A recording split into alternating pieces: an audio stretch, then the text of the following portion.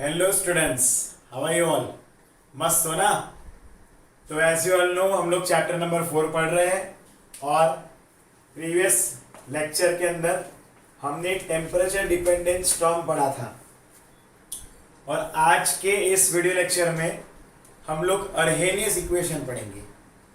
Basically temperature dependence on rate of reaction या फिर of rate of reaction, ये हमारे प्रीवियस लेक्चर का टॉपिक था।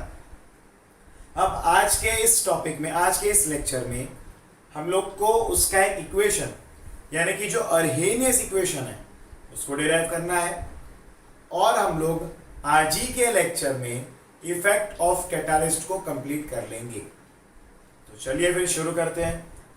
That is Arrhenius equation. Arrhenius equation, ठीक है, ये हमारा आज का टॉपिक है, अर्हेनियस इक्वेशन। ठीक है। अब बेसिकली हमने प्रीवियस लेक्चर्स के अंदर भी अर्हेनियस इक्वेशन तो लिखा था। क्या था वो? That was k equal to A E raise to minus E A upon R T, और इसको हमने इक्वेशन नंबर 1 बोल दिया है। ठीक है। अब ये इक्वेशन को अगर हम देखें और मैथमेटिकल जजमेंट्स ले तो हमें कुछ चीजें ऐसे मिलेगी कि अगर t का वैल्यू बढ़ेगा तो यहां पर एक्सपोनेंशियल का वैल्यू बढ़ेगा। ठीक है। यानी कि अगर t का वैल्यू बढ़ेगा ना तो यहां पर होगा ऐसा कि यहां पर k का वैल्यू भी बढ़ेगा, यानी कि रिएक्शन का रेट बढ़ेगा। ठीक है, वो भी बढ़ेगा। नॉर्मली क्या होता है कि अगर डिनोमिनेटर की वैल्यू बढ़ती है तो ओवरऑल वैल्यू घटता है, लेकिन क्योंकि यहां पर ये एक्सपोनेंशियल फॉर्म में है तो इसका उल्टा यहां पर होता है। क्या होता है देखते हैं। ठीक है, चलो ध्यान दो। यहां पर दिस शोज टेम्परेचर इंक्रीज। अगर टेम्परेचर को हमने इंक्रीज किया, देखो मैं इंक्रीज को अपेरो से बता रहा हूं, ठीक है, इंक्रीज, और या फिर ये का डिक्रीज हुआ है, उल्टा न्यूमरेटर का डिक्रीज एंड डिनोमिनेटर का इंक्रीज कॉजेस इंक्रीज इन, ये अपेरो यानी कि increase in rate of reaction. Rate of reaction बढ़ेगा and an exponential increase in, an exponential increase in के। अब एक्सपोनेंशियल वैल्यू का मतलब क्या होता है कि किसी की वैल्यू 1 से 2 या 2 से 3 या 3 से 4 ऐसा नहीं हुआ, वो एक्सपोनेंशियल पावर से बढ़ा, यानी कि 10⁻⁴ टाइम, 10⁻² टाइम, 10⁻⁴ टाइम, 10⁻⁵ टाइम, इतने टाइम्स बढ़ रहा है, एक्सपोनेंशियल पावर से बढ़ रहा है। समझे? यानी कि रेट ऑफ रिएक्शन इतना ज्यादा बढ़ता है। सोचिए कि k का वैल्यू इतना ज्यादा बढ़ता है। अब यही इक्वेशन में हम क्या करते हैं, taking ln both side, taking ln both sides, हमने दोनों साइड ln लिया तो इक्वेशन क्या मिल गया, ln k is equal to minus E A upon R T plus ln a, और ये जो हमारा बना इसको हम इक्वेशन नंबर 2 लेंगे। क्या लेंगे? इक्वेशन नंबर 2 ले लेंगे। क्लियर है? हाँ। अब एक ग्राफ बनाते हैं, इस पे से एक ग्राफ बनाते हैं। मैं जरा कैमरा चेक कर लूं कि भाई ग्राफ, हाँ अभी और जगह है हमारे लिए, हमारे पास। अब जरा ध्यान से देखना, हम लोग ये ग्राफ बना रहे हैं इधर। ठीक है, मैं जरा कैमरा चेक कर लूं। हाँ ठीक है। अब यहां पर जरा ध्यान से देखना, इस equation compare this equation with y equal to mx plus c। तो ये इक्वेशन को y equal to mx plus c से कंपेयर करते हैं। तो y की वैल्यू क्या आ गई इधर, ln k, क्या वैल्यू आई है, ln k, एंड x की वैल्यू क्या है यहाँ पर, तो दैट इज 1/t।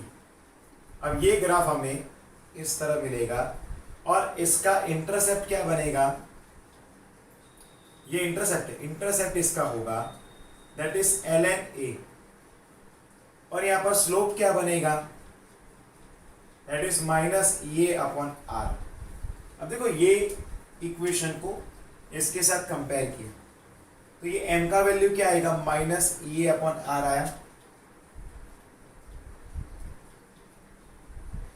ये हमें मिल गया वैल्यू, सॉरी ई है, सिर्फ ई नहीं, EA/r, ये हमें m का वैल्यू मिल गया। ठीक है, अब यहां पर हम एक बात बता सकते हैं कि we can calculate EA and A using this values of slope and intercept। अगर हमें स्लोप एंड इंटरसेप्ट का वैल्यूज पता हो तो हम लोग क्या कर सकते हैं, इंटरसेप्ट का मतलब अगर हमें इंटरसेप्ट का एंड स्लोप का वैल्यू पता हो तो हम EA का एंड A का वैल्यू फाइंड कर सकते हैं। We can find the value of EA and A। ठीक है, अब यही इक्वेशन को दो अलग अलग टेम्परेचर्स पे लेते हैं। एट टेम्परेचर T1 तो ये सारी चीजें बदलेगी, ये K1 बन जाएगा, फॉर्मूला क्या बनेगा, ln K1 equal to -EA/RT, RT बनाएगा ln A, और नेक्स्ट है at temperature T2 ln K2 equal to, yes यहां पर ध्यान देना, ln K2 equal to -EA/RT2 plus ln A।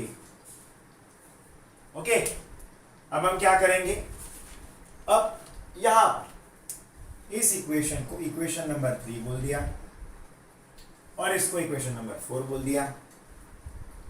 हम ये दोनों इक्वेशन को कंपेयर करेंगे, we will compare both the equations. ठीक है, दैट इज सब्सट्रैक्टिंग 3 from 4 करते हैं।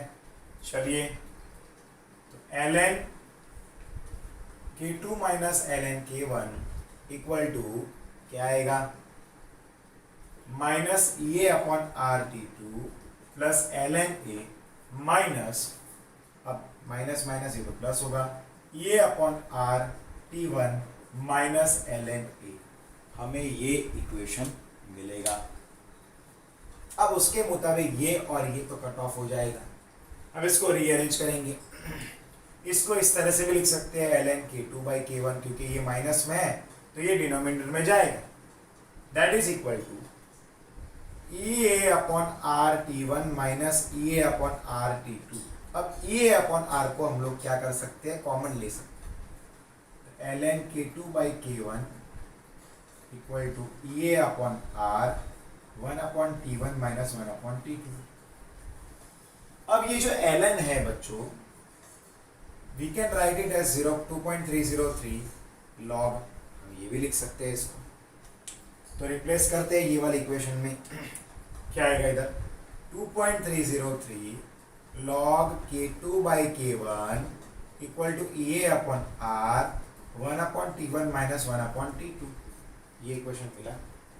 अब 2.303 को वहां ले जाओ, साइड चेंज करवा दो, तो क्या आएगा, log K2/K1 is equal to EA/2.303R into 1/T1 minus 1/T2। और ये जो इक्वेशन मिला, फाइनल इक्वेशन, इसी को हम लोग क्या बोलते हैं, अरेनियस इक्वेशन। और ये इक्वेशन मोस्ट आईएमपी है, मोस्ट आईएमपी है। ओके, ये सबसे इंपॉर्टेंट है, this is the most important. तो ये अरेनियस की इक्वेशन को हमने डिराइव कर लिया है बच्चों, कंप्लीट हो गया बराबर। तो आपने देखा कि भाई कितना इजी है। अब यही इक्वेशन के ऊपर से हमें कुछ न्यूमेरिकल्स पूछे जाते हैं।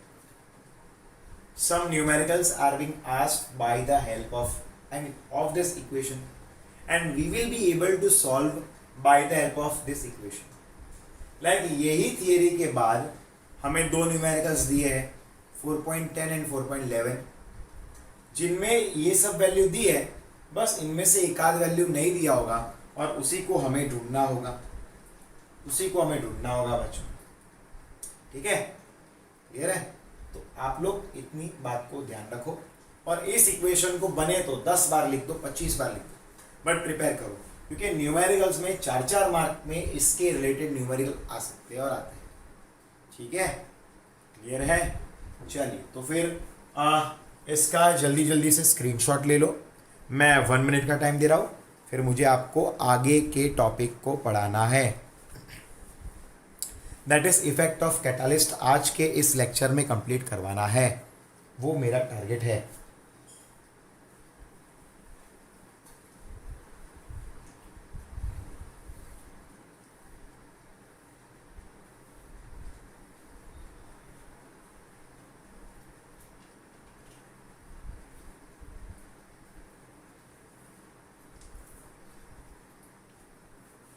ओके, चलो आगे बढ़ते हैं अब हम लोग। मैं रब कर रहा हूँ। आई होप कि आप लोग ने स्क्रीनशॉट तो ले ही लिया होगा। You must have taken the screenshot here. चलिए आगे बढ़ते हैं।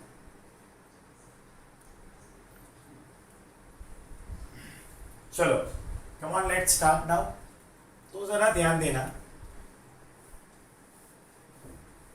नेक्स्ट टॉपिक हमारा है that is effect of catalyst. That is effect of catalyst.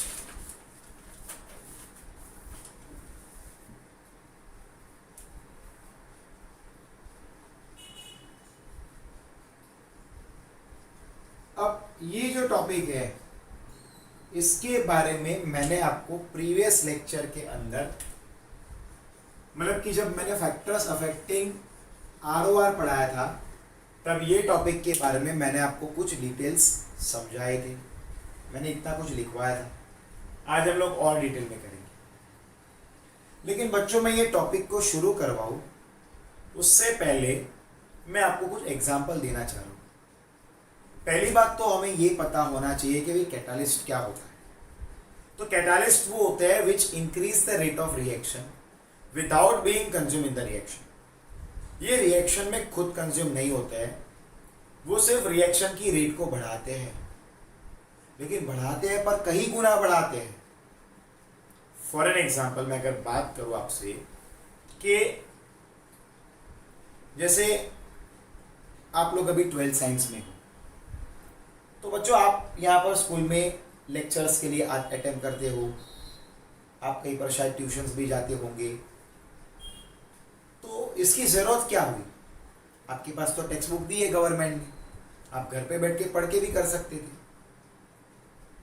आप घर पे बैठ के टेक्स्ट बुक को पढ़ सकते थे, पर आप समझ नहीं सकते थे। जैसे ही आपने किसी टीचर की हेल्प ली, आपको थियरीज अच्छी तरह से समझ में आने लगी, एक एक बार में दिमाग में उतरने लगे और मजा भी आने लगा। पर इसमें क्या किसी टीचर का कोई फायदा है? नहीं है ना।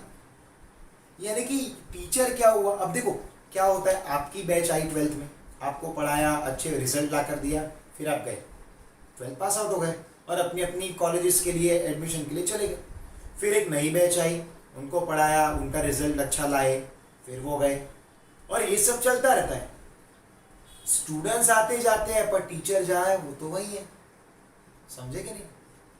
टीचर तो रहेंगे, तो टीचर यहाँ पर क्या काम कर रहे हैं, तो कैटालिस्ट का काम कर रहे हैं।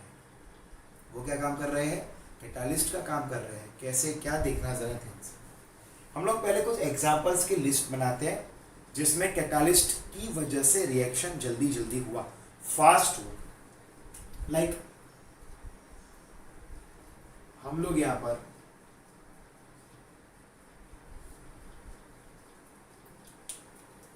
H2O2 है,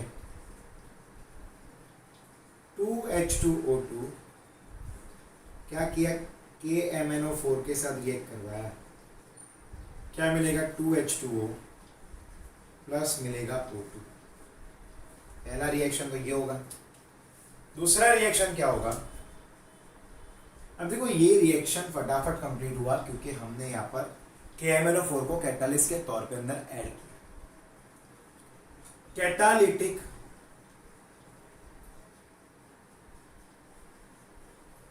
converter in an converter contains, अब देखो एक कैटालिटिक कन्वर्टर है लाइक प्लेटिनम, जो क्या करता है, which change CO to CO।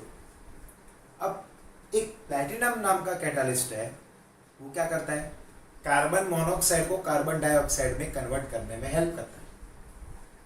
तीसरा एग्जांपल है enzyme catalyst reactions.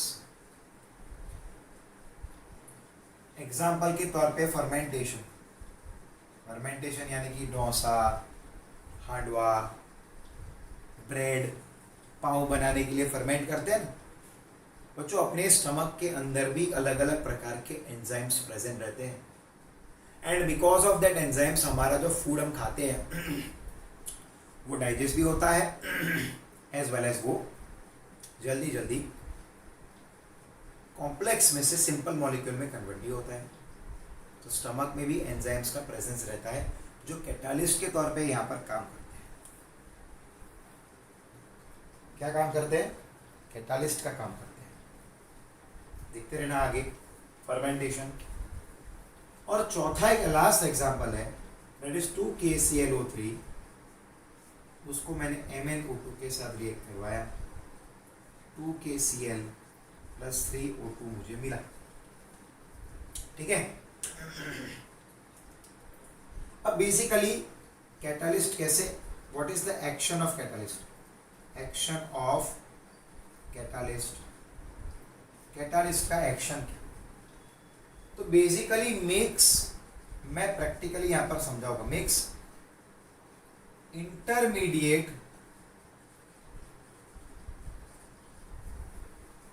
complex which decomposes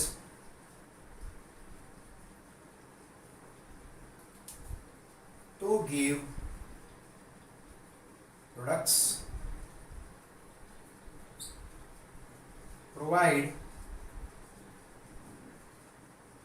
alternate pathway by lowering EA, by lowering EA, that is activation energy। वो क्या करता है, नॉर्मली विदाउट कैटालिस्ट जो रिएक्शन होता है उसका एक अल्टरनेट पाथवे देता है जिससे फटाफट इंटरमीडिएट कॉम्प्लेक्स बने और हमें प्रोडक्ट मिल जाए। ये कैटालिस्ट का काम होता है। हम देखते हैं, तो ध्यान से देखना, हम ग्राफ लेंगे और मैं ग्राफ को एक प्रैक्टिकल एग्जांपल लेकर समझाऊंगा तो आपको पूरी तरह से टप्पा पड़ जाएगा। ठीक है, लाइक मैंने यहां पर ग्राफ ये लिया है, ठीक है, ये ग्राफ लिया है, ये यहां पर पोटेंशियल एनर्जी है y एक्सिस पे और x एक्सिस पे हमने रिएक्शन कोऑर्डिनेट्स लिया। अब बच्चों रिएक्शन कोऑर्डिनेट्स का मतलब क्या होता है, जो रिएक्टेंट्स होते हैं, प्रोडक्ट्स होते हैं, उसको हम लोग बोलते हैं रिएक्शन कोऑर्डिनेट। क्या बोलते हैं, रिएक्शन कोऑर्डिनेट। अब देखो नॉर्मली ये रिएक्टेंट है, अब अगर हमारे पास कोई भी कैटालिस्ट नहीं है तो इस तरह से प्रोडक्ट बनेगा। ये R फॉर रिएक्टेंट, ये P फॉर प्रोडक्ट। अब बेसिकली हमें क्या करना पड़ा, मैंने आपको समझाया कि अगर आपको अच्छे मार्क्स लाने हैं तो आपको खूब मन लगा के मेहनत करनी होगी। अब अगर टीचर के हेल्प के बिना आपको पढ़ाई करनी है तो आपको तो जी जान लगाना होगा, तन तोड़ मेहनत करनी होगी, तभी आपका रिजल्ट आएगा। यानी कि इतनी सारी एनर्जी देने पर आपका रिजल्ट आएगा। बेसिकली एक फंडा हमेशा याद रखना कि कोई भी रिएक्शन होता है तो उसमें रिएक्टेंट बनता है पहले इंटरमीडिएट, जिसको हम एक्टिवेटेड कॉम्प्लेक्स बोलते हैं, और फिर ही वो क्या तुरंत ही बनेगा प्रोडक्ट। जैसे ही कोई भी रिएक्टेंट एक्टिवेटेड कॉम्प्लेक्स बनता है, इंटरमीडिएट बनता है, तुरंत ही प्रोडक्ट बन जाएगा, माइक्रो सेकेंड का भी टाइम नहीं लगेगा। लेकिन रिएक्टेंट सीधा प्रोडक्ट कभी नहीं बन सकता, उसको पहले इंटरमीडिएट यानी कि एक्टिवेटेड कॉम्प्लेक्स बनना पड़ता है। अब अगर हमारे रिएक्शन में कैटालिस्ट नहीं है तो इतनी सारी एनर्जी देंगे तब जाके एक्टिवेटेड कॉम्प्लेक्स बनेगा और तब जाके हमें प्रोडक्ट मिलेगा। लेकिन अगर हमने उसके अंदर कैटालिस्ट डाल दिया तो हमें एक नया पाथवे मिलेगा और हमें जल्दी जल्दी प्रोडक्ट मिल जाएगा। यानी कि कम एनर्जी देने पर भी हमें क्या मिल जाएगा, हमें मिल जाएगा एक्टिवेटेड कॉम्प्लेक्स। यानी कि अगर हमने कैटालिस्ट दिया तो हमारा जो पाथ था वो शॉर्टकट बन गया। मान लो कि भाई कोई आपका फ्रेंड है, वो ड्राइविंग लाइसेंस के लिए गया। अब वो उसने क्या किया, ड्राइविंग लाइसेंस की प्रोसेस है कि अभी वो वहाँ पर बैठ के कंप्यूटर पे एग्ज़ाम देना, फिर कंप्यूटर पे एग्ज़ाम में पास हुआ तो आपको लर्निंग लाइसेंस मिलेगा, फिर 1 महीने बाद आपको फिर वो प्रैक्टिकल टेस्ट देना पड़ेगा वो व्हीकल चला के, फिर आपको अगर उसमें पास होंगे तब जाकर आपको आखिरी में लाइसेंस मिलेगा। यानी कि आपने इतनी सारी मेहनत की तब जाकर आपको लाइसेंस मिला। लेकिन अब अगर ऐसा हुआ कि आपका कोई पहचान वाला एजेंट है तो उसने क्या किया, एग्जाम बिना ही आपको लाइसेंस दिलवा दिया, यानी कि शॉर्टकट करवाया। समझे, शॉर्टकट करवाया। तो कैटालिस्ट क्या करता है, एक नया पाथवे क्रिएट करता है जिसमें कम एक्टिवेशन एनर्जी पे हमें एक्टिवेटेड कॉम्प्लेक्स मिलता है और फटाफट प्रोडक्ट होता है। समझे, एक्टिवेशन एनर्जी जितनी कम लगानी पड़ती उतनी अच्छी बात है, टाइम अपना बचता है। ठीक है, तो हम जो कैटालिस्ट यूज करते हैं उसके कुछ कैरेक्टरिस्टिक्स लिखते हैं। पहला है a small amount of catalyst can catalyse large amount of reaction. आपको पता है बच्चों कि सिर्फ एक मॉलिक्यूल हो ना कैटालिस्ट का तो वो लाखों करोड़ों रिएक्टेंट के मॉलिक्यूल को रिएक्ट करवा के प्रोडक्ट दे सकता है। सिर्फ एक ही मॉलिक्यूल कैटालिस्ट की इतनी ताकत होती है। दूसरा पॉइंट है a catalyst does not alter gives energy, gives energy यानी कि डेल्टा जी। नेक्स्ट है it does not catalyze non-spontaneous reaction, it does not catalyze non-spontaneous reaction। ठीक है, यानी कि वो सिर्फ स्पॉन्टेनियस रिएक्शन को ही कैटालाइज कर सकते हैं। it does not change equilibrium constant, either only help to achieve equilibrium faster। वो इक्विलिब्रियम कांस्टेंट की वैल्यू को चेंज नहीं करता, बस वो ये ट्राई करता है कि जल्दी से जल्दी इक्विलिब्रियम अटेन हो जाए। It does not change value of equilibrium constant but it attains equilibrium faster. वो ये ट्राई करता है कि भी इक्विलिब्रियम फटाफट अटेन हो जाए, फास्ट। कैटालिसिस बोथ, देखो कैटालाइज वो और भी क्या कर सकते हैं, वो फॉरवर्ड रिएक्शन भी करवा सकता है एंड रिवर्स भी करवा सकता है। It catalysis forward and backward reaction, वो रिएक्शन का फॉरवर्ड भी करवा सकता है और वो बैकवर्ड भी करवा सकता है, यानी कि वो रिवर्सिबल रिएक्शन पे हम अप्लाई कर सकते हैं। एंड लास्ट है अरेनियस इक्वेशन, अरेनियस इक्वेशन, ठीक है, that is k equal to a e raise to minus E upon R T, ठीक है। अब यहाँ पर ध्यान देना कि कैटालिस्ट क्या करता है, ऑब्वियस है, मैंने अभी बताया, ई की वैल्यू को डिक्रीज करेगा और वही रीजन की वजह से क्या होगा, रेट ऑफ रिएक्शन जो है इंक्रीज होगा। अभी तो बताया मैंने, ग्राफ में वही तो एक्सप्लेन किया है कि भाई कैटालिस्ट क्या करता है, ई की वैल्यू को घटाता है, ई की वैल्यू को घटाता है और वही रीजन की वजह से क्या होता है, हमें मिलता है फटाफट से प्रोडक्ट, यानी कि रेट ऑफ रिएक्शन को बढ़ाता है, ठीक है। तो यहाँ पर ये इफेक्ट ऑफ कैटालिस्ट का टॉपिक भी कंप्लीट हुआ है बच्चों, ठीक है। Our topic of the effect of catalyst is complete. अब हमारा सिर्फ आखिरी एक ही टॉपिक बाकी है, that is collision theory of chemical reaction. क्या बाकी है, collision theory of chemical reaction, जो हम अगले वीडियो लेक्चर में करेंगे।